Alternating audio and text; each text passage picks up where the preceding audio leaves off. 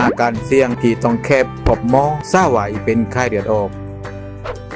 อาการไข้สูงร้อยเกิน2 วันรวมกับอาการอื่นๆเช่นเพลียปวดเมื่อยคลื่นไส้อีอ้วกหลังที่ยังพื้นแดงๆตามแขนขาลำตัวเสียดพุงมีอาการคล้ายไข้หวัดแต่ว่าไม่น้ำมูกและไม่ไอกลุ่มเสี่ยงที่ต้องระวังเป็นพิเศษก็คือคนอ้วนคนที่มีโรคประจำตัวเช่นเบาหวานความดันโลหิตสูงโรคไต